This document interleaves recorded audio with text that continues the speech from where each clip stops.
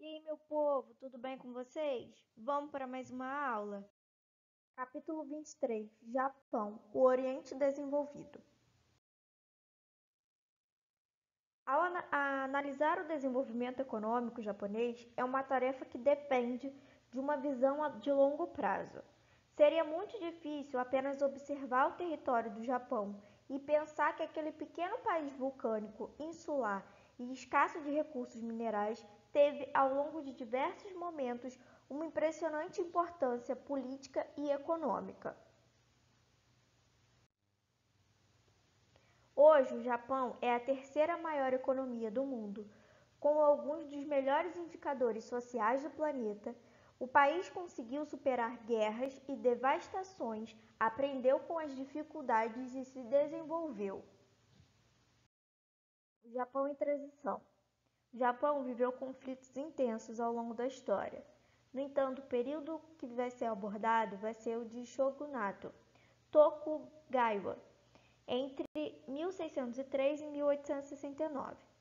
Shogunato corresponde a um sistema do governo no qual o shogun é um líder militar com poderes políticos, mas não simbólicos, semelhantes ao de um imperador e originalmente responsável por centralizar o poder entre os senhores feudais japoneses por meio de alianças e do domínio territorial de casas feudais inimigas.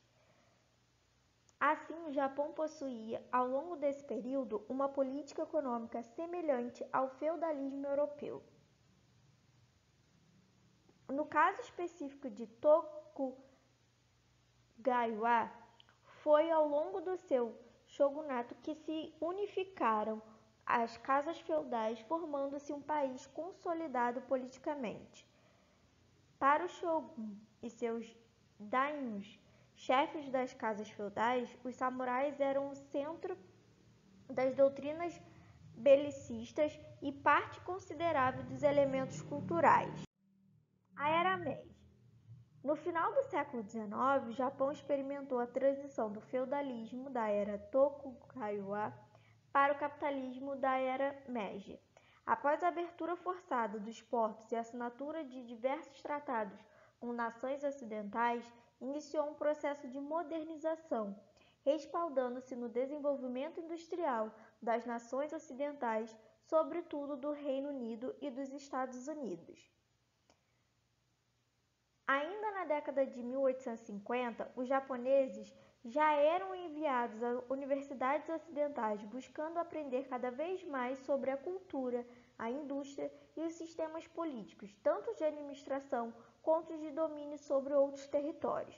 De fato, a partir do século XIX, o Japão já estava fortemente influenciado pelo nacionalismo e lutou pelo fim do shogunato com a liderança de Mitsuhito, o imperador Meiji. Ao longo do seu mandato, Meiji instituiu diversas mudanças no sistema político e produtivo no Japão, como as seguintes: o crescimento da produção agrícola de forma planejada e distribuída, mas estimulando o êxodo da população excedente para as zonas urbanas e industriais, o desenvolvimento das indústrias de base e de bens de produção maquinários, implementação de uma complexa malha ferroviária interligando o país, o investimento na indústria armamentista, ocidentalizando as formas de combate e reduzindo ainda mais a influência dos samurais na cultura bélica japonesa, a ampliação e modernização dos portos visando uma maior projeção econômica no mercado externo, investimentos pesados na educação agregando a cultura ocidental à japonesa, a adoção do shintoísmo como religião oficial do Japão, o que ajudou a fortalecer o simbolismo espiritual da figura do imperador. O surgimento dos Zaibatsus. Um dos elementos mais importantes foi a transição dos daimyos e suas famílias das antigas famílias shoguns, que fabricavam basicamente produtos primários de pequenas manufaturas, para o capitalismo industrial. As famílias feudais se adaptaram ao capitalismo, formando os conhecidos Zaibatsus, que constituíam verdadeiros monopólios familiares vinculados às atividades econômicas, sobretudo à indústria, ao setor bancário e ao comércio.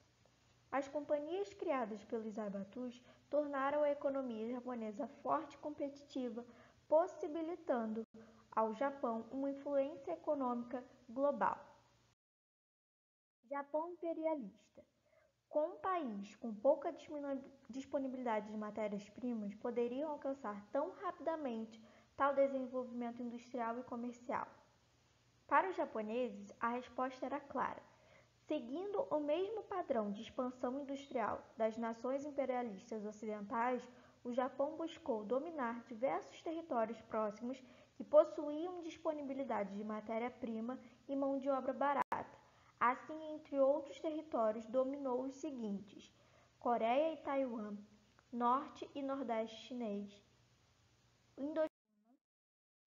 Nota-se que a expansão imperialista japonesa ela foi agressiva o suficiente para dominar diversos territórios do oeste e sul asiáticos e parte do norte da Oceania. Sua expansão territorial posteriormente foi intensa o suficiente para tornar o Japão um aliado da Alemanha e da Itália ao longo da Segunda Guerra Mundial, integrando o grupo do Eixo. A consequência para o Japão ao fim da guerra não foi nada agradável. Sofreu 2 ataques nucleares, um em Hiroshima e outro em Nagasaki, além de várias outras cidades também terem sido bombardeadas, como foi o caso de Tóquio. Um milagre japonês. Destruído pelo ataque dos Estados Unidos, inserido em uma grave crise econômica e forçado a retirar suas tropas das áreas dominadas, além de ter sido obrigado a indenizar todas as nações que foram prejudicadas pela guerra, por decreto dos aliados da ONU, o Japão enfrentava adversidades sem soluções aparentes, e a população japonesa deixou de fazer parte da maior potência do Extremo Oriente para se situar em uma nação devastada. Porém, a partir de 1945, devido à intervenção estadunidense no Japão, por meio do Plano Colombo, foram instituídas medidas e reestruturação da economia, destacando interdição de manter forças armadas. Até hoje o Japão possui apenas forças de autodefesa, eliminação do projeto expansionista japonês, que entrou em colapso com a sua rendição, dissolução dos Zaibatsus e a proibição de monopólios, associação das empresas japonesas a capitais estrangeiros ocidentais. Assim, o Japão precisou reformular seu desenvolvimento econômico e produtivo. Os Zaibatsus se transformaram em conglomerados integrados à economia global, os Keiretsus, e o Japão conseguiu diversificar sua produção industrial e reestruturar o setor terciário, reaquecendo o comércio. Além dessa transformação industrial, o Japão adotou outras medidas, como a ampliação dos investimentos em educação e tecnologia, a adaptação das indústrias bélicas em indústrias de tecnologia de ponta, a diversificação industrial, desenvolvendo indústrias cuja produção era flexível e acompanhada à evolução tecnológica, o estímulo à poupança interna e a desvalorização da moeda, mantendo o produto japonês barato em comparação ao produto ocidental, reestruturação da infraestrutura e dos meios de transporte e comunicação agregados à evolução tecnológica, estímulo e fortalecimento de tradições culturais que valorizavam a honra, a hierarquia e a obediência. Com a flexibilização e a adaptação produtiva, o Japão conseguiu desenvolver um modelo administrativo produtivo denominado de toyotismo, que buscando agregar a produção à demanda de consumo. Assim foram desenvolvidos métodos produtivos como just-in-time, que é a produção conforme a demanda, e o Kanban, produção agregada à otimização das peças em funções do produto por cartões. Assim, esse momento de intensa transformação no Japão é caracterizado como um milagre japonês. A influência do Japão na economia global. Todo esse impulso econômico e a consequente ascensão rápida do Japão na economia global garantiram ao país a capacidade de aplicação e flexibilização produtiva. Assim, permitiu-se o investimento em diversas nações e empresas produtoras de matéria-prima e montadoras, como as do Brasil, e o suprimento de recursos que antes se adquiriam com o domínio imperialista. Atualmente possui um PIB de 4,9 trilhões de dólares, o Japão se destaca como a terceira potência econômica mundial, atrás apenas da China e dos Estados Unidos. O país é uma referência nos campos de ciência e tecnologia, na indústria naval, no desenvolvimento de robótica e mecatrônica, e em serviços públicos como a educação e a saúde preventiva. Os produtos, as marcas e a cultura do Japão influenciam continuamente o mundo, destacando-se a gastronomia, as marcas de carro, os desenhos animados e as revistas em quadrinhos. A megalópole Tokaido.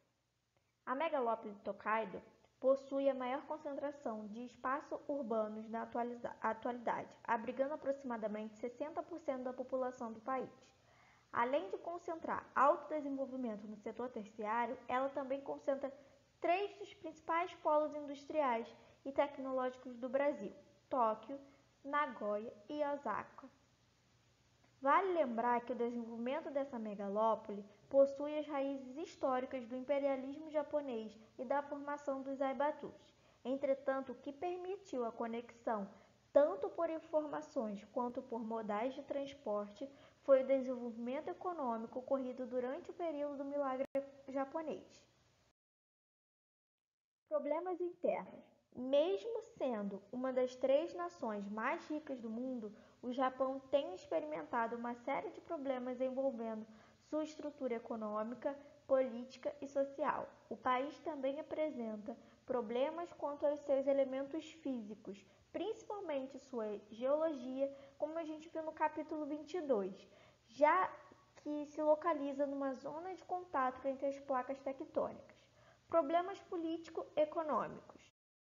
Os problemas políticos e econômicos, analisando os dados, é perceptível que a economia japonesa experimentou diversas vezes cenários de crise econômica, destacando-se os períodos entre as décadas de 1980 e 1990, e entre 2007 e 2011, com o reflexo da crise imobiliária dos Estados Unidos. Essas crises evidenciam que uma economia globalizada como a japonesa, mesmo sendo desenvolvida, é dependente de outros países, sejam os centrais, que correspondem aos maiores investidores da economia, sejam os periféricos e emergentes, que além de fornecerem matérias-primas e insumos, também costumam servir como polos de montagem, a exemplos das zonas francas. Para a população japonesa, esse tipo de comportamento econômico tende a ser problemático, pois mesmo possuindo uma população economicamente ativa notavelmente qualificada e especializada e um excelente sistema educacional, as sucessivas crises tendem a aumentar o desemprego conjuntural, afetando os trabalhadores de todos os níveis de qualificação. Decassegues.